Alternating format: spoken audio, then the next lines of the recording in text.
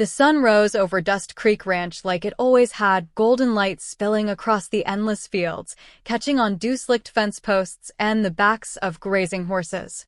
The air was thick with the scent of hay and morning dust, and the sounds of ranch life stirred gently in the distance. The lowing of cattle, the steady clatter of hooves, the muffled voices of young men working from dawn. It was a peaceful kind of rhythm, a calmness that settled over the land like a well-worn quilt. Inside the white farmhouse perched on the hill, the morning began with quiet footsteps and the clink of dishes. Savannah Maverick had returned. She'd spent her formative years in France, from grade 3 through 10, attending a small international school tucked between vineyards and cathedrals. Her classmates were the children of diplomats, artists, and academics. Weekends were filled with museum visits, open-air markets, and quiet dinners where conversation was an art form. Her mother had missed her terribly. Letters had come often, carefully written, full of updates about the ranch, the weather, the garden.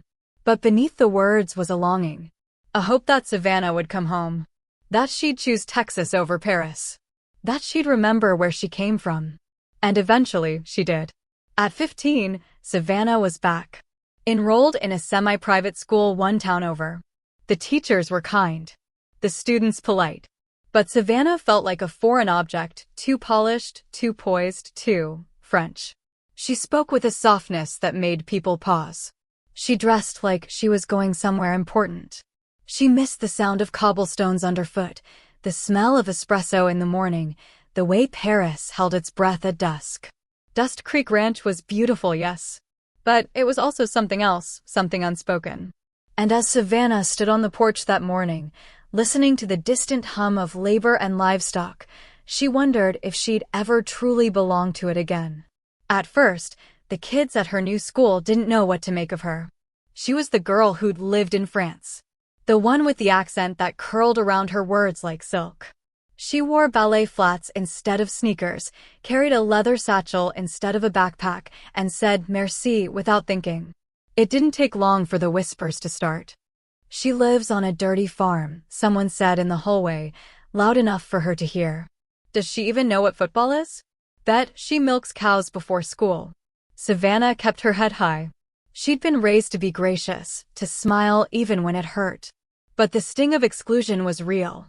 The lunch tables were full, the invitations non-existent, and the girls in her grade treated her like she was a novelty, interesting, but not worth knowing. Then everything changed. Her father, quiet and proud, made a donation to the school. A big one. He funded the new gymnasium and bought the scoreboard that lit up like Vegas on game nights. Suddenly, Savannah wasn't just the French girl from the farm. She was the daughter of the rancher who'd saved the athletic program. And just like that, she was making friends. It started with compliments. "Cute bag. Where'd you get those jeans?" Then came the invitations. Sleepovers, pool parties, group selfies in the hallway. Before long, Savannah was an all-American girl. Not a cowgirl, never that. She didn't wear boots or talk about horses. She wore designer clothes, carried glossy handbags with gold chain straps, and had a growing obsession with boys and MTV. Her bedroom walls were covered in magazine tear-outs and concert posters. She knew the lyrics to every top 40 hit and could name every Kardashian. But beneath the lip gloss and curated outfits, she was still the nice little French girl. The one who said please and thank you, who helped her mom in the kitchen, who read novels under the covers at night. She was learning, though. It was a cold February evening when Savannah first started to notice. The ranch hands, always distant, always busy, seemed younger than she remembered. Not just young, but teenagers. Boys, really. Their faces still soft, their movements quick and restless.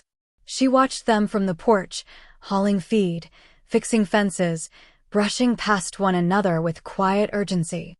At dinner, she asked her mom casually, "Who are the boys that work here?" Her mother didn't look up from her plate. "Don't worry about that." "But they look young," Savannah pressed. "Do they live here?" Her dad cleared his throat. "Yes," he said, nodding slightly. Her mother shot him a look, sharp enough to stop a bull in its tracks. Savannah leaned in. "Do they go to school?" Her dad hesitated, mouth half open, about to answer. Her mother stood abruptly. Enough about the farm laborers, Savannah. You're too young. She turned to her daughter with a forced smile. Now, tell me about this dance. What do you think you'll wear? Has anyone asked you yet? Just like that, the topic was changed. Neatly folded and tucked away. But Savannah wasn't done. That night, she pulled on a jacket and followed her dad out to the barn. For the first time in her life, she wanted to work. Not for fun. Not for show.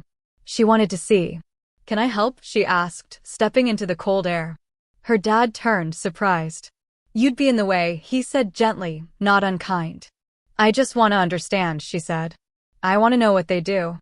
Why they're here. He paused, then shook his head. Your mother's right. You're too young. And with that, he turned and walked into the dark, leaving Savannah standing alone in the gravel, the barn lights flickering in the distance. She didn't cry. She just stood there, fists clenched in her pockets, watching the silhouettes move through the night, boys working in silence, while the answers stayed locked behind grown-up eyes. Savannah stepped into the kitchen, the scent of roasted meat and herbs thick in the air. Her mother stood at the counter, sleeves rolled up, prepping meals with the kind of quiet efficiency that came from years of routine. Savannah watched for a moment, then asked, Isn't that a lot of food for just the three of us? Her mother looked up, brushing a strand of hair from her forehead with the back of her wrist. Oh, honey, she said with a soft smile, this is for Charlie, the cow boss. He'll be giving it to the laborers. Then, without missing a beat, she added, now either grab an apron and help, or get out of the way. Savannah didn't move. She'd just had her nails done, and she wasn't about to ruin them. Instead, she retreated to her study, where her history assignment waited, an essay on the social consequences of slavery and its long-lasting effects on contemporary society. She tried to focus, but her thoughts kept drifting to the boys in the field. Who were they? Where were their families? Why did no one ever talk about them? Unable to shake the questions, she wandered into her father's study. It wasn't forbidden, just rarely used by anyone but him. She opened a drawer and found a folder. As she read it, her stomach turned. She descended the stairs, clutching the paper she'd found in her father's study. Her heart was pounding, not from fear, but from disbelief. The names of the boys in the field were listed neatly, each followed by a number. Most had $27 beside their names. A few had more. That was it. That was all they were paid? She stepped into the kitchen just as her father walked in with Charlie, the cow boss. Her mother was sealing containers, the air thick with the scent of cumin and roasted vegetables. Dad, Savannah said, holding up the paper. Is this what you're paying them? $27 a day. Her father froze. Charlie raised an eyebrow. Her mother didn't turn around. That's not your business, her father said, voice clipped. But it's wrong. They work all day in the sun, how is that fair? Her father snatched the paper from her hands. You shouldn't have been in my study. You were snooping, he snapped. And now you're grounded. 1 week. No phone. No friends. Her mother finally turned, wiping her hands on a towel. Savannah, these things are not for you to worry about. Charlie chuckled under his breath, about to speak, but her mother gave him a look, the kind that could freeze wildfire. He said nothing. Savannah stared at them, stunned. You're not even going to explain? Her mother stepped closer, her voice low and firm.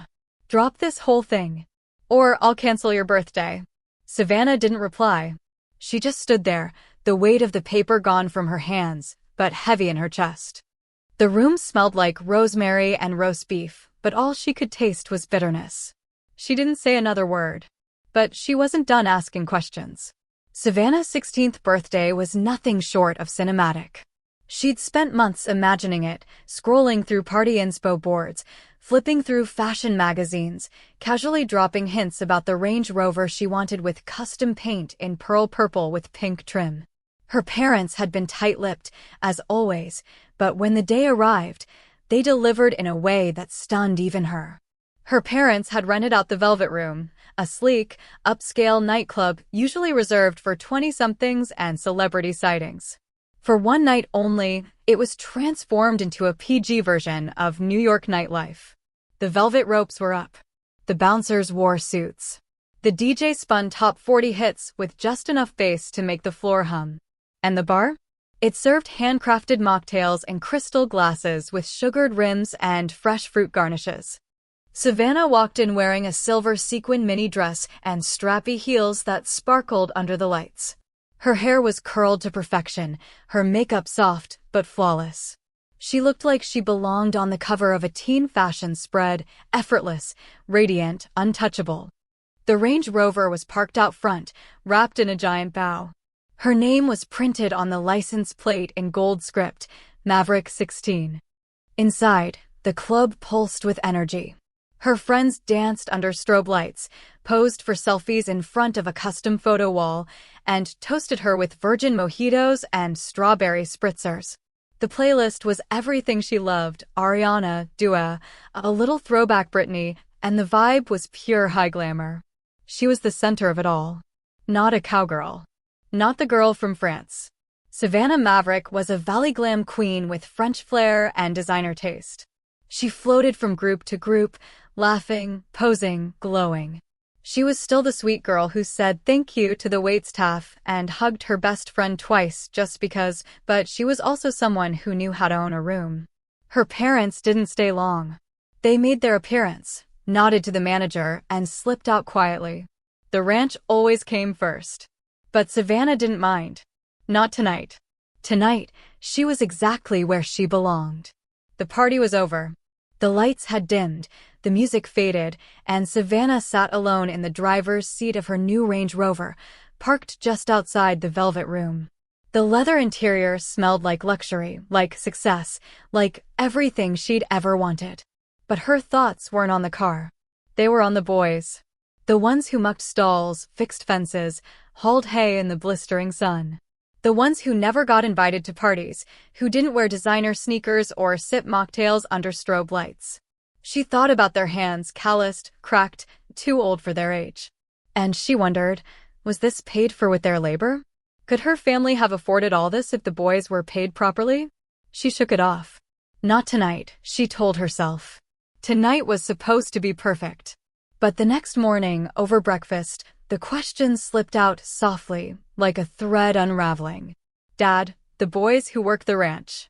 Do they live here? Do they go to school? Her father looked up from his coffee. They live in the bunkhouse. They attend public school in town. We make sure of that. Before she could ask more, her mother walked in, heels clicking against the tile.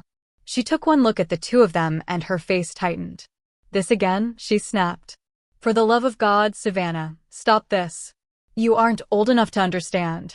Savannah's spoon clattered against her bowl. Her voice rose, sharp and furious. You talk about God when we own child slaves? This is sick. She didn't wait for a response. She grabbed her bag and ran out the door, her heart pounding harder than it had at the club. That night, she didn't come home for dinner. She ate in town with friends, but her laughter felt hollow. When she returned, it was late. She went straight to her room, locked the door, and lay awake staring at the ceiling. The next morning, the house was quiet. Her parents acted like nothing had happened. Her mother poured orange juice. Her father read the paper. Finally, Savannah broke the silence. So that's it? We're never going to talk about it. Her mother didn't look up. About what, dear? Yesterday. Her mother sighed, folding a napkin with precision. Well, I was upset you didn't come home for supper. Next time, please call. Savannah stared at them. Her father gave her a weak smile. Her mother buttered toast. She shook her head, grabbed her backpack, and walked out the door. Savannah threw herself into school with the kind of focus that left little room for anything else. She joined every club that looked good on a resume, debate, yearbook, French society. She ran for student council with a campaign that felt more like a fashion launch than a school election. Her posters were sleek, her speeches polished, and her presence magnetic. She won in a landslide. By spring, she was crowned prom queen. She wore a champagne-colored gown that shimmered under the lights, her tiara perched perfectly atop her curls. The crowd cheered, the cameras flashed, and Savannah smiled like she'd been born for it. And in many ways, she had. At home, things were quieter. She missed family dinners more often than not, staying over at friends' houses in town with the excuse of early morning meetings or study sessions.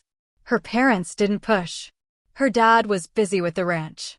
Her mom had learned not to ask too many questions. Savannah liked it that way. She was building a life that felt clean, curated, and far from the quiet transactions and inherited codes of Dust Creek Ranch. Then summer arrived. One morning, as she scrolled through her messages over iced coffee, a familiar name popped up, Elodie. Her closest friend from her years in France. "Come visit me in Provence this summer," the message read. "We'll drink peach soda and eat too many pastries. I miss you." Savannah stared at the screen, heart fluttering.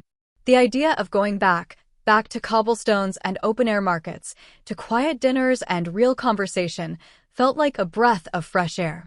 She didn't reply right away, but she knew she would. Because no matter how polished her life had become, there was a part of her that still belonged to the girl who once wandered through vineyards and spoke French like it was her first language. And maybe, just maybe, it was time to remember who she was before she learned how to forget. France felt like going home. Savannah wandered through cobbled streets with Elodie, laughing over lavender ice cream and ducking into vintage bookstores where the air smelled like old paper and possibility. The rhythm of life here was gentle, deliberate. She spoke French like she'd never left, her accent crisp, her charm effortless. Locals assumed she was Parisian. She didn't correct them. In Provence, the days stretched long and golden. Elodie's family owned a small vineyard, and Savannah loved waking up to the scent of crushed grapes and sun-warmed stone. She helped with tastings, flirted with the idea of staying forever, and for a while, it felt like she could. Until one afternoon, walking past the rows of vines, she saw the workers. Young men, mostly. Skin browned by the golden sun, quiet, heads down. Their hands moved fast, practiced. Their clothes were worn, their shoes dusty. Something about them, about the way they didn't speak unless spoken to, about the way they moved like they were trying not to be seen, made Savannah stop cold. She saw the boys from Dust Creek Ranch. The ones her father paid in cash and her mother never looked in the eye. She remembered something her mother had said before she left. "Go. You deserve a break. Forget all this nonsense." Savannah had thought it was kindness. Now she was certain it was strategy. Her parents hadn't sent her away to heal. They'd sent her away to forget. That night, at a dinner party under string lights and stars, Elodie passed her a glass of rose and asked softly, "You've been quiet lately. Is everything okay?" Savannah smiled, but it didn't reach her eyes. That night, Elodie wouldn't let it go.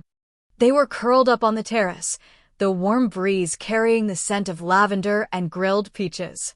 The stars above Provence blinked like secrets, and Savannah had barely touched her drink.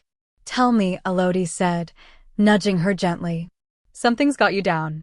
Are you homesick? Do you want to go back?" Savannah hesitated. She wasn't crying, but she felt exposed, embarrassed, ashamed. "It's my parents," she said finally, voice low. "They're, I don't know, corporate cowboys, I guess. They run the ranch like a business. And they take advantage of these boys, kids from poor families. They live in bunkhouses and work all day. Yeah, they go to school, but only because it's the law. I think." Elodie blinked, stunned. "Wait, what do you mean take advantage?" Savannah swallowed hard. "They're paid $27 a day. That's it. I seen the records. I have looked it up. Some skilled laborers make between $18 to $25 an hour. Not a day." Elodie sat back, eyes wide. "Are you sure? Maybe it's some kind of foster home or work program." Savannah stared at her. I never thought of that. I just assumed." They pulled out their laptops and started searching. Article after article.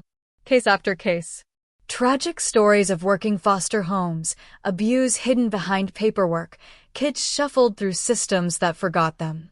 Savannah's stomach turned. She slammed her laptop shut. "I don't want to know," she said, voice tight. "I do know. They're monsters. I just want to forget it." Elodie didn't argue. She reached for Savannah's hand and gave it a squeeze. And so they did forget. They spent the rest of the summer shopping in Ike's, sipping peach sodas in sunlit cafes, dancing barefoot at garden parties, and laughing until their cheeks hurt.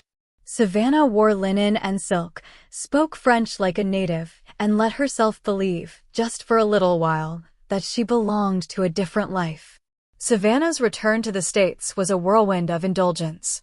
She spent 4 days in Los Angeles, floating between boutiques on Rodeo Drive, sipping overpriced matcha, and snapping selfies in front of designer storefronts. Her suitcase bulged with the latest French fashion and LA glam, silk blouses, platform boots, a vintage Chanel bag. Back home, the house smelled like lemon polish and fresh laundry. Her mom greeted her with a tight hug and a bright smile, and for a moment, everything felt normal. They unpacked together in Savannah's room, laughing as they pulled out garment after garment. "God, you really cleaned out Paris and Rodeo," her mom teased, holding up a sequin jacket. Savannah smiled, then hesitated. "Mom, can I ask you something?" Her mom glanced up, still smiling. "Sure. Are you and Dad foster parents? Is that what those boys are?" The air shifted. Her mom froze, one hand still on a pair of heels. "This again," she said quietly. "I hoped you'd get it out of your system in Provence." Savannah sat down on the edge of her bed. "I just want to understand. Are they like slaves? Or what's the deal?" Her mom's face crumpled. Tears welled up instantly, catching Savannah off guard. "Why can't you just leave this alone?" she whispered. "I've tried so hard to give you everything. Everything. And still, please, Savannah. Just leave it." She turned and walked out, heels clicking down the hallway like punctuation marks. Savannah sat in silence. She finished unpacking alone, folding the silk and denim with mechanical precision. Her room looked like a fashion magazine exploded, but inside, she felt hollow. She decided then, she would never bring it up again. Over the next year, Savannah perfected the quiet art of distance. It started subtly: late nights at school, dinners missed without apology, a growing list of extracurriculars that kept her calendar full and her bedroom empty. She rarely came home before 10 p.m., her evenings packed with club meetings, study sessions, and social events. She was everywhere. She became student body president, joined 3 committees, and somehow still found time to charm every teacher in the building. Her parents watched her rise with pride, but also with a quiet ache they couldn't name. She was slipping through their fingers, and they didn't know how to hold on without crushing her. When they asked about dinner, she had a reason to miss it. When they asked about weekends, she had a sleepover planned. By spring, she moved into the dorms. "It's just easier," she said, brushing off their concern with a practiced smile, citing her packed schedule and early mornings. They didn't argue. Her 17th birthday came and went quietly. She didn't go home. Instead, she spent the evening with a few close friends in the dorm lounge. Elodie had flown in for the weekend, bringing a box of macarons and a bottle of sparkling cider. They ordered takeout from a trendy Thai place, played soft jazz on someone's speaker, and toasted to Savannah's future like it was already written in gold. There was no cake, no candles, no family dinner. Her parents sent a gift, a delicate gold bracelet and a handwritten card that said, "We love you always." Proud doesn't begin to cover it. Savannah read it once, tucked it in her drawer, and didn't mention it to anyone. She smiled through the night, laughed at the right moments, and let herself believe, just for a few hours, that this was exactly the life she wanted. Then summer came, and Elodie invited her to Paris. Savannah didn't ask permission. She simply announced she was going. Her parents exchanged glances, but said nothing. She packed her bags, kissed them on the cheek, and disappeared into the glittering city. Paris welcomed her like an old friend. She slipped back into the rhythm of cafe mornings and boutique afternoons, her French sharper than ever, her smile lighter. She and Elodie danced through the city, shopping, laughing, forgetting. When she returned, she didn't go home. She went straight to her dorm, unpacked her new wardrobe, and called her parents from her desk. "I'll come home on weekends," she promised, voice smooth and distant. But she didn't. Once a month, maybe. Sometimes less. Her parents stopped asking. Savannah stopped explaining. She was building an identity, a life, a future.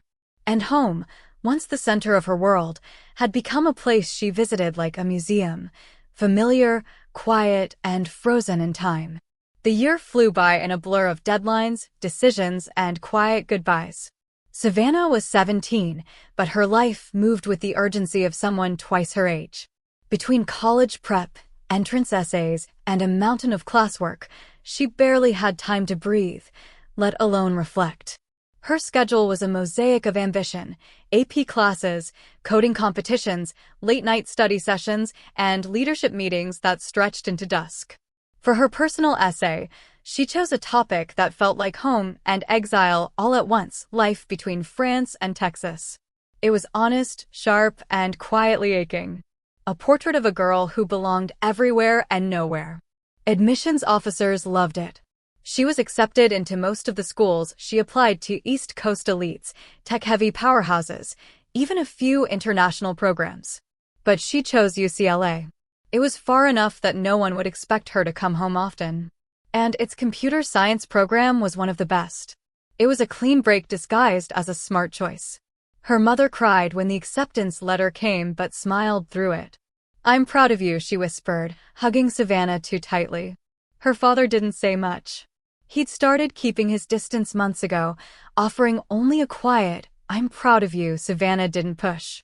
She packed her things, booked her flight, and made a list of everything she needed to do before leaving. She didn't linger in the living room. She didn't sit at the kitchen table. She didn't ask for help. She was already gone. Savannah had barely finished unpacking her dorm room at UCLA when she heard the knock. She opened the door, and there was Elodie, grinning, arms wide, holding 2 iced coffees and a tote bag that said "Je suis arrivée."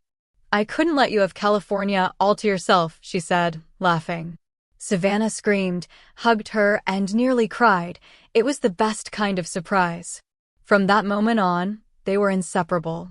They joined the French club, breezed through language electives, and floated through campus like they'd never been apart. Their accents, their style, their shared history, it all blended into a kind of mystique. Most people assumed Savannah was French too. She never corrected them. It was easier that way.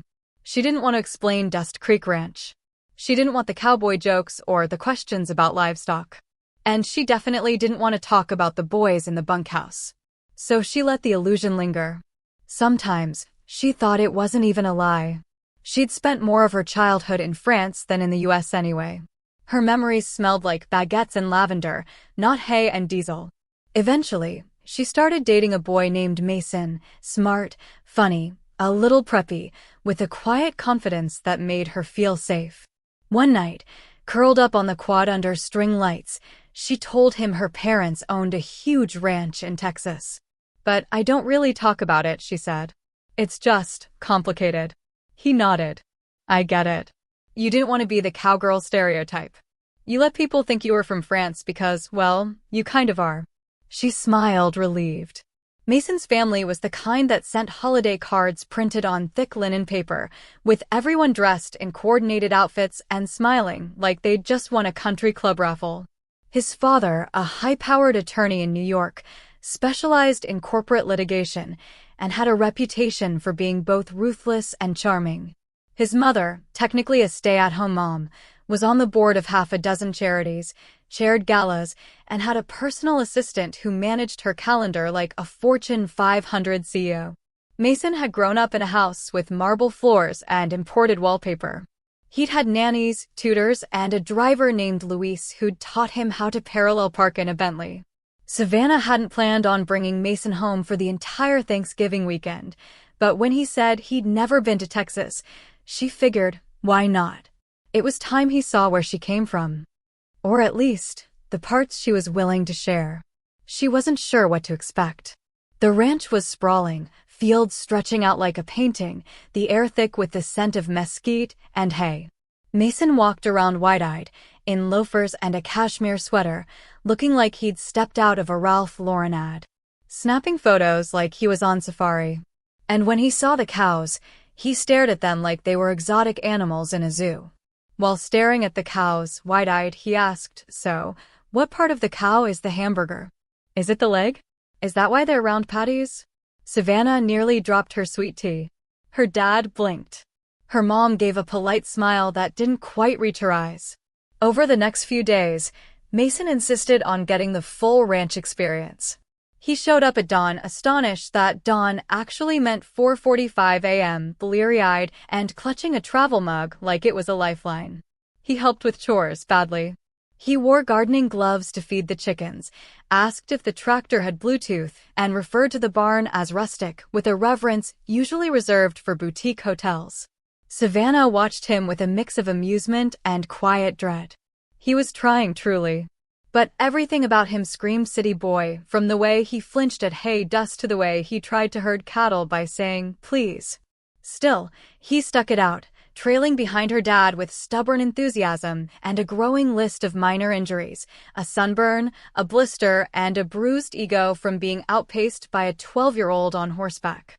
Over dinners, Mason told stories about museum openings, charity galas, and the time his mom hosted a luncheon for a senator's wife. Savannah's parents listened, nodding, trying to be gracious. But the gap was obvious. On Saturday, while setting the table, her mom pulled her aside. "Are you serious about this boy?" she asked softly. "He's just so different." Savannah didn't flinch. "Well, I'll never date a cowpoke if that's what you were hoping for." Her mom didn't argue. Just gave her a look, half concern, half surrender. Savannah didn't tell Mason about that conversation. She didn't want to explain the weight behind it, the quiet expectations she'd been dodging her whole life. Mason didn't need to know that her mom had once tried to set her up with the son of a neighboring rancher who could rope a steer faster than most people could tie their shoes. She liked Mason's softness, his curiosity, his complete lack of understanding about ranch life. It made her feel like she could be someone else, someone who wore silk instead of denim, who spent weekends at gallery openings and lingered over espresso in quiet Parisian cafes. Savannah hadn't expected Mason's family to welcome her so easily. The money didn't hurt, of course, it gave her a certain polish they recognized. But what truly captivated them was her French background. The way she spoke with effortless elegance, the stories she told of Paris and Provence, the quiet sophistication that lingered in her every gesture. To the Wachtels, she wasn't intimidating, she was enchanting. A cultured girl from France who made their son light up in a way no one else ever had. At first, she felt out of place at their events. The dinners, the fundraisers, the country club luncheons weren't like the quiet evenings in Providence, and they were galaxies away from the bonfire nights back in Texas. She'd stand stiffly in her heels, unsure of what to say, feeling like a misplaced puzzle piece in a room full of polished edges. But slowly, she found her rhythm. She talked about her schoolwork, her time in France, the way the Seine shimmered at dusk. People leaned in. They listened. She wasn't just tolerated, she was adored. And before long, she wasn't the girl from France anymore. Nor was she the kid from Texas. She was something new. She was Mason Wachtel's girlfriend. The one who brought a little Paris to the prairie. The gala was held at the Wachtels' private club, a place so exclusive it didn't advertise, didn't need to. Crystal chandeliers hung like frozen fireworks above the marble floor, and the air shimmered with the scent of expensive perfume and polished ambition. Women in couture gowns floated past, men in tailored tuxedos exchanged pleasantries with the kind of ease that came from generations of practice. Savannah moved through the crowd with quiet grace. She wore a simple but stunning gown from Vera Wang, sleek lines, soft fabric that caught the light just enough, and a silhouette that felt timeless. Her jewelry was understated, a pair of pearl studs and a delicate bracelet, the kind of refinement that whispered rather than shouted. Mason's mother watched her from across the room, her expression unreadable. Then, with a gentle smile, she leaned toward a friend and said, "She's not like the others. There's something cultivated about her." It wasn't Savannah's wealth that won them over. That was expected. It was the way she spoke, softly, fluently, with a Parisian lilt that made even mundane topics sound like poetry. Her background, her manners, her quiet confidence made her feel like someone who belonged in their world, not because she chased it, but because she'd grown up parallel to it. Later, as the orchestra played a Debussy nocturne, Mason found her on the terrace, gazing out at the city lights. "They're enchanted," he said, slipping his arm around her waist. Savannah smiled, a little surprised. "By me? By the idea of you," he said. French, refined, and somehow still more grounded than all of us. Savannah stopped bringing Mason home after that first visit. It wasn't that her parents had done anything wrong. They had been warm, generous, exactly who they'd always been. But the contrast was too sharp. Mason's world was champagne and opera boxes. Hers was chipped mugs and quiet resilience. Over time, she stopped going home herself. Calls became texts. Texts became silence. By the time graduation arrived, Savannah had perfected the art of blending in. Her French heritage lent her an air of sophistication. Her charm made her memorable, but she never quite felt she belonged. Her classmates spoke in shorthand: internships, fellowships, legacy admissions. Savannah had no legacy, at least not the kind etched into ivy-covered walls or embossed on family crests. Her family were billionaires, yes, but they'd built their fortune quietly. No yachts. No gala circuits. Just land, loyalty, and a belief that wealth should never outshine character. Still, they showed up. Her father wore a tailored Western suit, cut from fine wool with subtle embroidery at the cuffs. His bielo tie, silver and turquoise, caught the light as he walked, polished boots clicking softly against the tile. Her mother wore a simple, elegant navy dress, not designer, but chose with care. A string of pearls at her neck, her hair swept into a neat chignon. Among the sea of couture and custom tailoring, they stood out, but not awkwardly. They carried themselves with the quiet confidence of people who knew exactly who they were. When Savannah's name was called, her mother stood to take pictures. Her father clapped so loudly heads turned.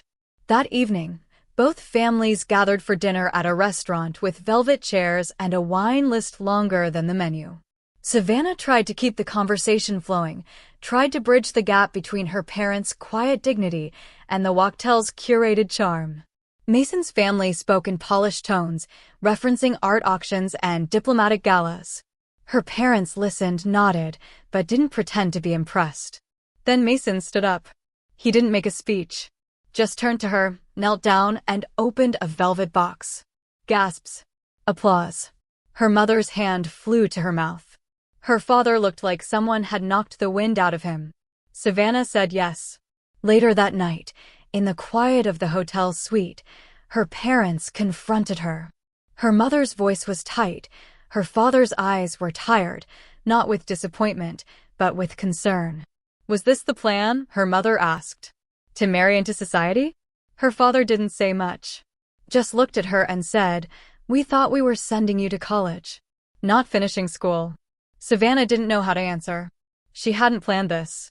But she'd fallen in love, yes, but she'd also fallen into a world that measured worth in pedigree and polish. And now, standing between two families who defined wealth in such different ways, she wasn't sure which version of herself was real. Her parents had checked out of the hotel early the next morning, leaving behind a vague text message. "Charlie needed us back. Ranch life never rests." No goodbye, no congratulations in person. Just a reminder of the world Savannah had spent years trying to forget. She stared at the message for a long time. Charlie wasn't just some ranch hand. He was the cow boss, the one who ran the boys. Boys who were supposed to be foster kids. Boys who were supposed to be protected. Boys who were paid $27 a day to do the kind of labor that broke grown men. That was the moment she decided. She would marry Mason. She would be his society wife. She would never set foot on that ranch again. Savannah kept her promise. She told her parents she wouldn't let her education slide, that her Bachelor of Science in Computer Science wasn't just a piece of paper, it was her launchpad. She'd use it, she swore, in every way she could. She wasn't abandoning the life they raised her in, just reshaping it. That was enough. They gave their blessing, and when Savannah and Mason chose a destination wedding on a Caribbean island, they agreed to come. Just for the day.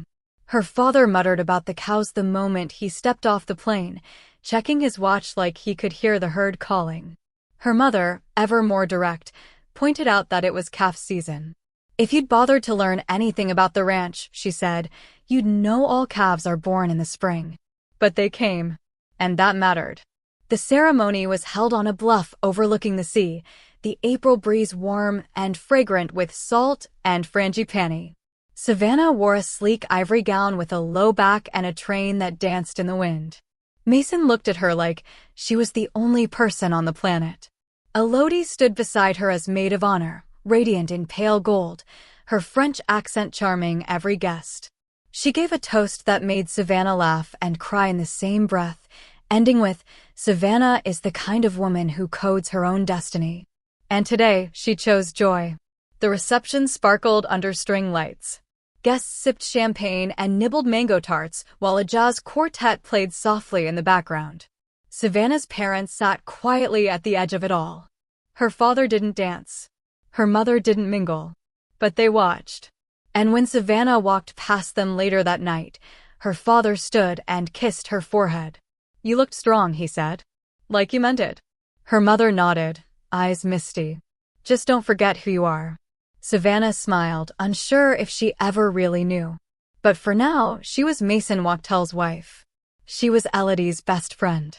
She was a graduate, a coder, a girl who'd grown up between France and Texas, and she was ready to begin. The wedding had barely faded from memory when Savannah's parents surprised them with a gift, a 3-week honeymoon through Greece and Italy. It was generous, extravagant, and perfectly them, quietly lavish, without fanfare. Savannah knew it was their way of saying we support you, even if they couldn't quite say it out loud. They wandered through sun-drenched ruins in Athens, sailed past the cliffs of Santorini, and dined under the stars in Rome. Mason was enchanted by the history, the food, the rhythm of it all. Savannah, though, had one more stop in mind.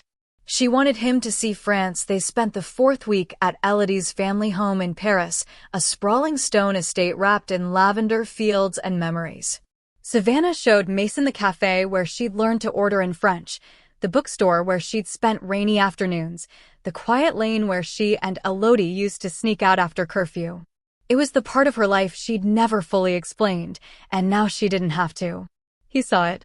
He understood. When they returned to New York, Savannah felt changed, softer, steadier, like something had shifted inside her. And then she found out she was pregnant. Mason's family was ecstatic. His mother started planning nursery themes before the test results were even confirmed. His father toasted with vintage champagne and declared it a legacy moment. Savannah's parents were quieter.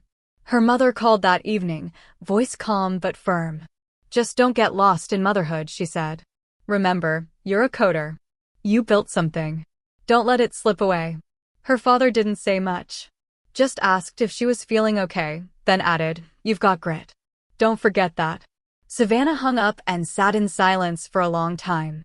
She was going to be a mother. She was still a coder. She was still Savannah Maverick. And Savannah Wachtel, but now, she had to figure out how to be all four. The next 8 years passed in a blur of milestones and motion. Savannah had her first son, Mason Wachtel II, a quiet, thoughtful child with his father's eyes and her stubborn streak. 3 years later came Maverick Wachtel, named not for trend, but for legacy. Her maiden name, given as a first name, was her quiet rebellion, a reminder of who she was before the gowns and galas. She kept her promise. Her sons never stepped foot on the ranch. Her mother flew down for both births, fussing over swaddles and sleep schedules. Her father came too, quieter, more reserved, but he held each boy with reverence, like they were something sacred. They never stayed long.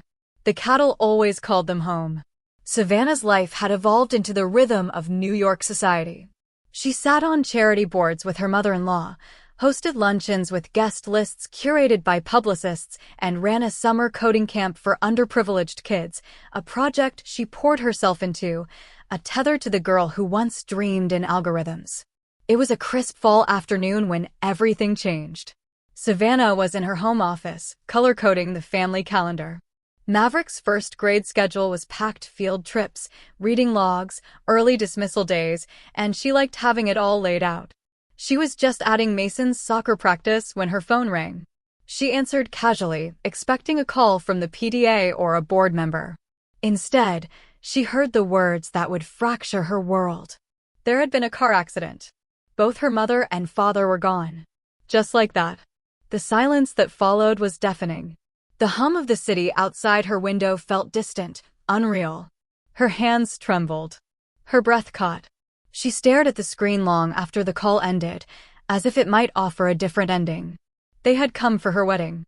They had met her sons. They had watched her build a life far from the ranch. And now, they were gone.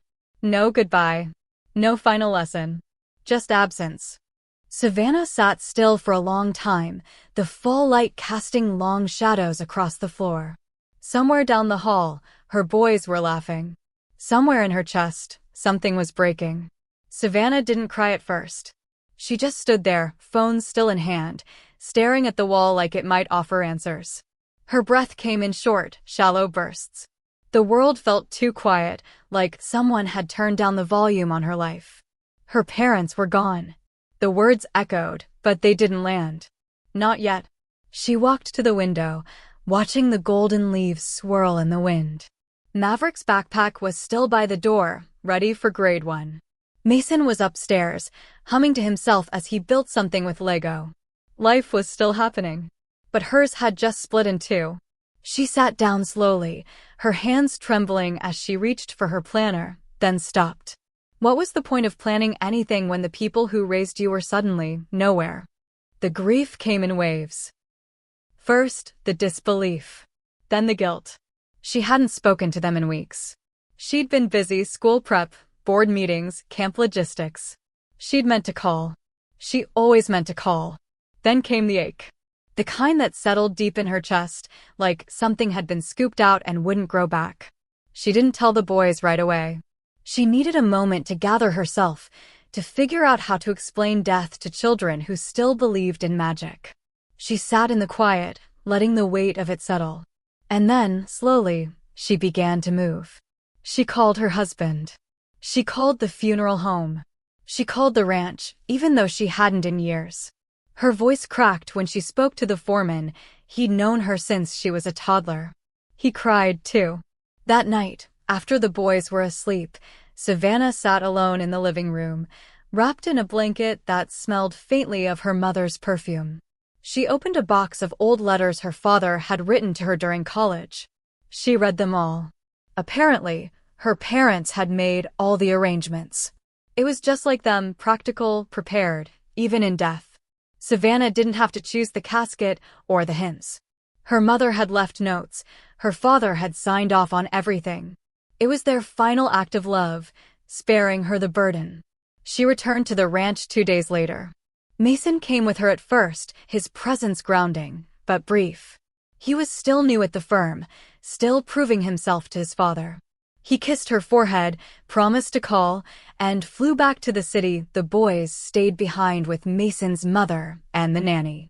Even in death, Savannah still didn't want her sons to ever step foot on the ranch.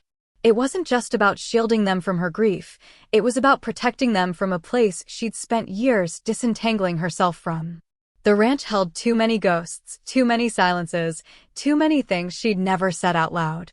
Her sons belonged to a different world now, one of polished shoes, school uniforms, and city playgrounds. Not bunkhouses and lost boys. Going back was surreal. The ranch hadn't changed much. The gravel crunched the same under her boots. The wind still carried the scent of hay and horses. But she had changed. She hadn't been back more than a handful of times since high school, and each visit had been short, polite, distant. Now she was here to bury her parents. She walked through the old house slowly, touching the edges of furniture like they might speak. Her mother's knitting basket still sat by the fireplace. Her father's boots were lined up by the door, worn and waiting. The silence was thick, not empty, but full of everything that used to be. Neighbors came by with casseroles and stories. The foreman hugged her like a daughter. The pastor spoke gently, like he knew she was holding herself together with thread. At the funeral, Savannah stood between two worlds. She wore black, tailored and elegant, but her hands trembled as she read the eulogy. She spoke of her parents' grit, their love, their quiet sacrifices. She didn't mention the distance. She didn't mention the years she'd spent avoiding this place. But afterward, as the sun dipped behind the barn and the guests began to leave, she stayed. She walked out to the edge of the property, where the fence met the horizon. The land stretched wide and golden, just like it had when she was a girl. And for the first time in years, she let herself cry, not just for the loss, but for everything she'd left behind. Savannah spent the day wandering through the house, each room heavier than the last. She started with their clothing, folding shirts and sweaters with trembling hands, but the scent of her father's cologne clung to the fabric and broke her resolve. Next, she tried the kitchen, thinking it would be easier, but the sight of her mother's spice rack and the worn cutting board brought her to tears. She could almost hear her mother prepping meals, chatting about manicures and trivial gossip Savannah used to roll her eyes at. By late afternoon, she gave up. The house was too full of ghosts. She drove into town and rented a room, unable to spend another night under that roof. That evening, while grabbing coffee at the diner, she was approached by an old acquaintance, Marla, a woman she barely remembered from her childhood. They talked, and Savannah learned that Marla had been helping her mother for years, checking in, running errands, even tidying up the place. When Savannah admitted she couldn't face packing the house alone, Marla offered gently, "Just give me a list of what matters to you. I'll itemize everything and pack it up. You don't have to go back if you're not ready." Savannah said yes and handed Marla the keys. They spent the evening drafting a list, what to donate, what to keep, what to box up and send to New York. Marla promised to handle everything with care, and Savannah believed her. It was the first time since arriving that she felt like she could breathe. The next morning, while Marla began packing up the house, Savannah drove into town to meet with the lawyer. She was ready to end it. The foster care arrangement, the boys, the bunkhouse, the silence, it had gone on too long. Her parents were gone, and she wasn't going to let the ranch continue as a shadow of what it once was. But the lawyer didn't share her urgency. It wouldn't be wise to sell, he said, sliding a folder across the desk. There are shared ownership rights. You'll need to speak with Chuck. Chuck? Savannah asked, confused. Charlie's son, he replied. He owns a small portion of the land. Your father signed it over years ago. Savannah felt the air shift. Charlie's son. The man who ran the boys like a drill sergeant had a son who now held a piece of her family's legacy. She hadn't heard the name in years, hadn't thought about Charlie since she'd sworn never to return. Now, she had no choice. That night, as Savannah pulled into the driveway, the porch lights cast long shadows across the yard. A crowd of boys stood waiting, some curious, some tense, all silent. But Chuck wasn't quiet. He stormed forward, voice raised and raw. What gives you the right to come back here and tear everything apart? Savannah didn't flinch. I'm not going to keep running this slave mill, Chuck. I don't care how profitable it is. The word slave dropped like a thunderclap. The air went still. Even Chuck stopped mid-breath. Then, from the back of the group, a boy stepped forward. Older than the rest, maybe 17. His voice was timid but clear. Ma'am, what's going to happen to our school funds? Savannah blinked. School funds? She hadn't expected that. She thought this place was just a holding pen, a forgotten corner of the foster system. But now school funds? What else had she missed? Before she could ask, Charlie appeared from the shadows, calm but firm. Savannah, he said, we need to talk. In private. He turned to the boys. Don't worry. Me and her will figure this out. Savannah followed him, confused and wary, past the bunkhouse to a small house tucked behind the trees. It was modest, but well kept. The porch light flickered as Charlie opened the door and gestured her inside. Inside Charlie's house, the air was quiet, heavy with the weight of years unspoken. He didn't waste time. We've been running a group home, he said, voice steady. For troubled teen boys. Kids with nowhere else to go. Most came from backgrounds you wouldn't believe, abuse, neglect, worse. Your parents gave them structure, safety, and a second chance. Savannah listened, arms crossed, unsure whether to feel angry or ashamed. Charlie hesitated before continuing. When you were 2, one of the boys, one of the more unstable ones, was found with you. He'd removed your diaper. Your mother found you before anything happened. You were unharmed. But it terrified her. She wanted to shut it all down. Savannah's breath caught. She and your father made a deal, Charlie said. You'd never see the boys again. They stopped taking in the most troubled cases. But as you got older, it got harder to keep you separate. That's why she sent you to private school. It wasn't about status, it was about safety. Savannah sat down, stunned. Charlie leaned forward. The government paid your parents, yes, but it was never enough. They spent more than they got. Clothes, gear, food. After a year of good behavior, the boys earned minimum wage. They got free room and board. And when they graduated high school, the money was released to them in an education trust. Savannah blinked. Education trust? Charlie nodded. It's already set up for the boys who've been approved. But there are 5 more about to qualify. And 8 who just started building their fund. If you shut down the ranch, their trust money is safe. But the others? They'll lose everything. Savannah sat in silence, the pieces falling into place. The secrecy. Her mother's avoidance. Her father's quiet grief. It wasn't shame, it was protection. And sacrifice. She looked around the modest house, then back at Charlie. That's why she never talked about it, she whispered. And why he never said a word. Charlie nodded. They didn't want you to carry it. But now, it's yours. Savannah didn't sleep. Not really. She drank the wine like it might drown the ache in her chest, but it only made the memories louder. Her anger had been so sharp, so blinding. And now? Now she saw her mother not as secretive or cold, but as terrified. Protective. And her father, he hadn't just been quiet. He'd been carrying the weight of saving lives. She cried herself into exhaustion. The next morning, she was jolted awake by a knock at the door. Then another. Then voices. Outside, a group of boys stood huddled together, eyes wide, faces pale. They weren't there to cause trouble. They were there to beg. Please, one said, voice cracking.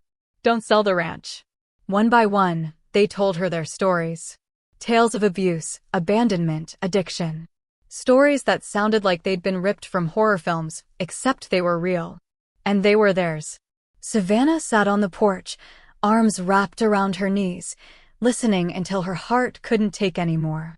Thank you, she whispered, for trusting me. I promise I won't make any decisions without talking to Chuck and Charles. The boys nodded, some wiping tears, others just grateful to be heard. Later that day, Savannah drove into town, needing air, needing distance. But what she found was something else entirely. At the diner, the clerk behind the counter lit up when she walked in. You're Jack's daughter, aren't you? She nodded, unsure. Your dad, he's a hero around here. Took in kids no one else would touch. Had the patience of a saint. Never gave up on a single one. Savannah blinked, stunned. Everywhere she went, it was the same. Stories of her father's quiet strength. His unwavering kindness. His legacy. And suddenly, the ranch wasn't just a burden. It was a monument to everything her parents had fought for. That evening, Savannah sat on the edge of the bed in her rented room, the phone pressed to her ear, her voice low and trembling. She told Mason things she'd buried for years, things she'd been ashamed to say aloud. How she'd once believed her parents were running a foster care scam. How she'd fought with them, resented them. How her mother's fear had made her seem cold, distant, unreachable. And how, in truth, it had all been love, messy, protective, and quietly heroic. She told him about the boys. About the education fund. About the terror in their eyes when they thought she might sell the ranch. About her father losing money, not making it. About the trust accounts, the minimum wage, the room and board, the second chances. I can't come back and run the ranch, she said finally, voice cracking. I have a life. A career. The boys, they deserve someone who's here. There was a pause. Then Mason spoke, calm and clear. Then let's make it a foundation. Savannah blinked. A foundation? Chuck and Charlie can find good hands to run the day-to-day. You can manage the books. You and my mother already have the fundraising connections. We can make this something great. Something lasting. Savannah felt her heart swell. Relief. Hope. Purpose. I knew there was a reason I fell in love with you, she whispered, smiling through tears. She ended the call, grabbed her coat, and drove straight to Charlie's house. The porch light was on. He opened the door before she could knock, as if he'd been waiting. I have a plan, she said, breathless. And I think it's going to work. Charlie stepped aside, letting her in. Then let's hear it. Charlie and Chuck were home when Savannah arrived, and so were their wives, women who had quietly kept the ranch running in ways no one had ever fully acknowledged. As Savannah explained her vision for turning Dust Creek Ranch into a foundation, the women exchanged glances, then spoke up. We've been feeding the boys out of our own kitchens, Chuck's wife said. Every meal. Every snack. We stretch what we have, but it's not easy. Charlie's wife nodded. We've made it work, but it's time for something better. Savannah leaned forward. Then we moved the kitchen back to the big house. My mother's kitchen was the heart of that home. It deserves to be the heart of this place again. We'll remodel it, make it professional. Industrial-grade appliances, enough space to feed everyone without burning out the people doing the work. Charlie smiled. I know some good men we can bring back. Some of the boys who aged out, they stayed cowboys. They'd come back in a heartbeat if they knew it was for something real. Chuck added, we'll need more than ranch hands. Counselors. Trained caretakers. People who know how to handle trauma, not just livestock. Savannah nodded. And kitchen help. You 2-inch, she looked at the wives, you've been doing this unpaid for years. That ends now. You'll be hired as house and kitchen managers. Paid. Respected. Supported. The room fell quiet for a moment, the weight of possibility settling in. Then Charlie said, Jack would have liked this. He always said the ranch wasn't about cattle, it was about kids. Savannah smiled. Then let's make it official. We'll rename it Jack Maverick's Home for Boys. A legacy worth building. The sun dipped low behind the hills as Savannah stood on the porch of the big house. The boys gathered in front of her, some leaning against fence posts, others sitting cross-legged in the grass. Charlie and Chuck flanked her, their wives nearby, arms folded with quiet pride. I have something to tell you, Savannah began, her voice steady but warm. This ranch has always been more than land and cattle. It's been a home. A refuge. A second chance. And now, it's going to be official. She held up a freshly painted wooden sign, Jack Maverick's Home for Boys. The boys erupted in cheers, some clapping, others whistling. A few of the older ones bowed their heads, emotion flickering across their faces. We're launching a fundraiser, Savannah continued. To build a future for this place. A professional kitchen. Counselors. Teachers.